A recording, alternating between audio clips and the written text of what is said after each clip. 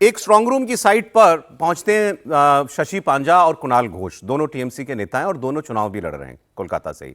और वहां पहुंचकर उन्होंने ये दावा किया कि हमने सीसीटीवी कैमरे में देखा है कि अंदर स्ट्रांग रूम के अंदर कुछ लोग गए हैं। ये लोग क्यों गए हैं हमको पता नहीं है और ना कोई हमको बता रहा है। वो वहां धरने पर बैठ जाते हैं। फिर उसके बाद में कहानी खुलती है उसकी। उसके बाद चुनाव आयोग की तरफ से ये बताया जाता है कि दरअसल जहां पर ईवीएम रखी हुई है मशीनें, वो एक सेक्शन अलग है उस पूरे स्ट्रांग रूम का, और एक दूसरा सेक्शन अलग है जिसके अंदर पोस्टल बैलेट रखे हुए हैं।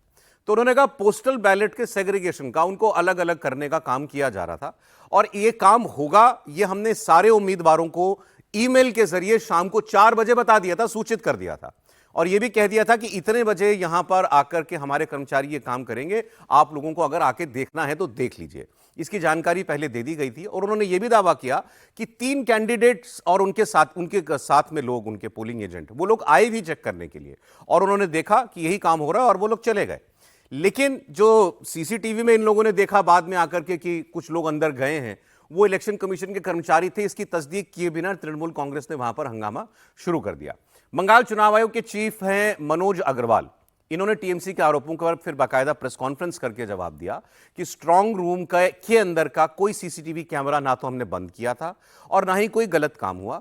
टीएमसी ऐसे मनगढ़ंत आरोप लगाकर माहौल खराब ना करे। इतना ट्रांसपेरेंट था तब तो विजुअल आया, कोई सीसीटीवी बंद तो नहीं कर दिया। जो जितने 8 जो स्ट्रांग रूम है वहां पे, 7 ईवीएम के और 1 पोस्टल बैलेट का, सबका सीसीटीवी फीड तो बाहर जा रहा है। बाहर क्या है, 3 लेयर है सिक्योरिटी का, उसके बाहर है सीसीटीवी जहां पॉलिटिकल पार्टी के लोग बैठ के दे सकते हैं। उन्होंने हलचल देखी कि 4 बजे आसपास हलचल हो रही है। हाँ, हलचल हुई 4 बजे के आसपास।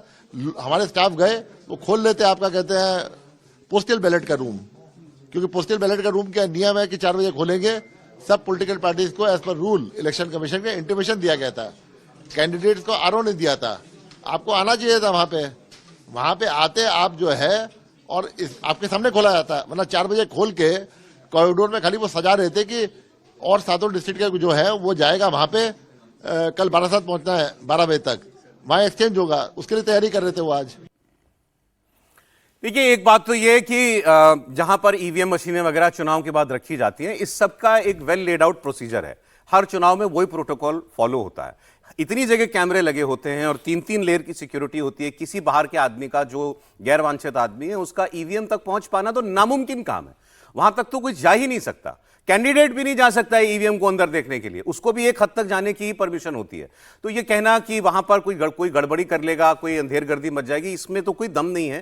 क्योंकि कैमरे, जो सीसीटीवी कैमरे लगे हैं हर चरण पर जो लगे हुए हैं, उसकी फीड बाहर आ रही है। वो बाहर बड़ी बड़ी स्क्रीन पर हर आदमी उसको देख सकता है। वो हर पल निगरानी कर सकता है कि ईवीएम जो रखी हुई है वो सुरक्षित रखी हुई है कि नहीं रखी हुई है। फिर भी ममता बनर्जी का 4 घंटे स्ट्रांग रूम में जाकर कल यूं धरना देना और 2 जगहों पर यूं तमाशा होना, क्या बता रहा है त्रिपाठी जी? ये भी एक अलग किस्म का एग्जिट पोल है कोई? नहीं, देखिए, ममता जी जो कर रही हैं उनको शायद वो दिख रहा है कि पश्चिम बंगाल में हो क्या रहा है। हमारे एक सामाजिक परिवार के सदस्य हैं, उन्होंने एक 3 शब्द का एक फ्रेज लिख के भेजा, नारी माया अगोचर। इसका मतलब ये होता है कि जब दैवी शक्ति कुछ काम करती है तो उसको समझना मनुष्य के वश के बाहर हो जाता है। पश्चिम बंगाल में जो कुछ हो रहा है वो लगभग वही स्थिति होती हुई दिख रही है। और हम लोग लगातार बात कर रहे हैं कि ये वो ममता बनर्जी तो है ही नहीं जिसके लिए हम लोग जानते थे, जिस ममता बनर्जी को हम लोग एक तरह से कहें कि स्ट्रांग लीडर के तौर पर देखते थे, वो ममता बनर्जी तो ये है नहीं।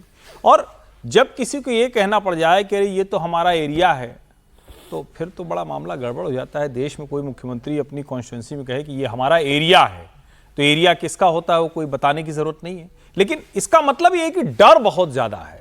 जिस भय की बात की जा रही थी वो भय अब लोगों के दिमाग से निकलकर सत्ताधारी पार्टी के शीर्ष नेता के दिमाग में आ गया है। और इसका सीधा सा मतलब यह कि जो पावर था वो दिमाग से निकल चुका है, वहां भय ने जगह ले ली है। इसका मतलब पावर कहीं और शिफ्ट हुआ है। पावर कहां शिफ्ट हुआ है? शुभेंदु अधिकारी के पास। यह बहुत साफ साफ दिख रहा है और इसीलिए मुझे लगता है कि अब इसमें कोई कंफ्यूजन नहीं है। अब कोई, मतलब मैं बार बार कह रहा हूं, कोई चमत्कार हो जाए, कुछ ऐसा हो जाए जिसकी किसी ने कल्पना नहीं की हो, वरना ममता बनर्जी के ये जाने के लक्षण है। उनका काम पूरा हो चुका है, जो करने के लिए जिनको नियति ने तय किया था वो होता हुआ दिख रहा है।